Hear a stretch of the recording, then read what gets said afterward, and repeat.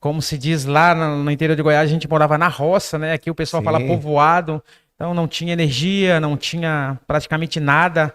Meu pai era agricultor e também depois começou a trabalhar numa fazenda como um motorista de trator, Isso nós estamos tratorista, falando né? no final dos anos 80 por aí, né? Final Final dos dos anos anos 80, 80. final dos anos 80. E acabou que eu, com 12 anos de idade, o meu pai conseguiu um emprego na cidade de Formosa. Nós morávamos no povoado, né? Isso. E o meu padrinho conseguiu um emprego para o meu pai lá na cidade de Formosa e nós mudamos. Foi aí que eu cheguei na cidade pela primeira vez, com 12 anos de idade. Com 12 anos. Até então a minha mãe só tinha ido em Brasília somente para me ter. E foi a partir desse. E eu já jogava no interior, né? Você Já falou, você começou a praticava. jogar com 8 anos, futebol naquele terrão mesmo. E engraçado, Laércio, que naquela época não tinha bola de futebol.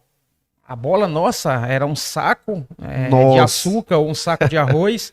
Aí colocávamos jornal, amassávamos jornal, Sim, colocava sim. dentro, folha, Isso. amarrava esse saco e a gente brincava ali na grama, né?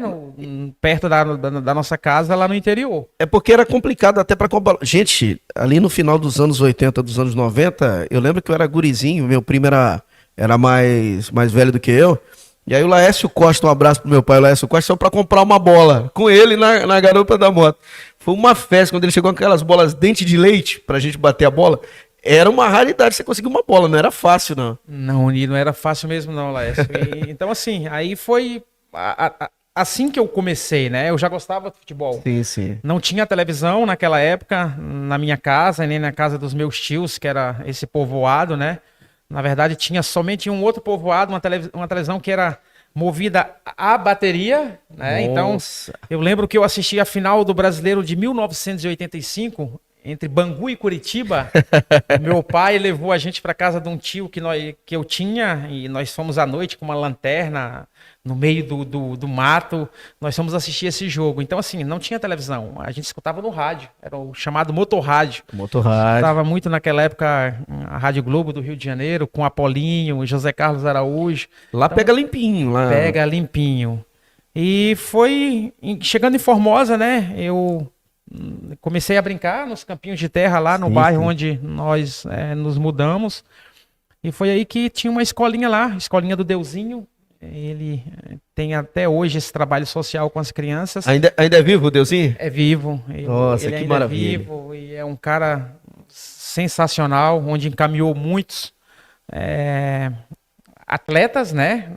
Digo até ex-atletas, porque muitos da minha época hoje já não jogam mais, Sim, mas sim. além de ser atleta, também hoje são grandes homens, né? E cada um dentro da sua área. E eu comecei a jogar amador, porque não tinha nenhum time na minha cidade, em Formosa, né? É profissional, não tinha categoria de base.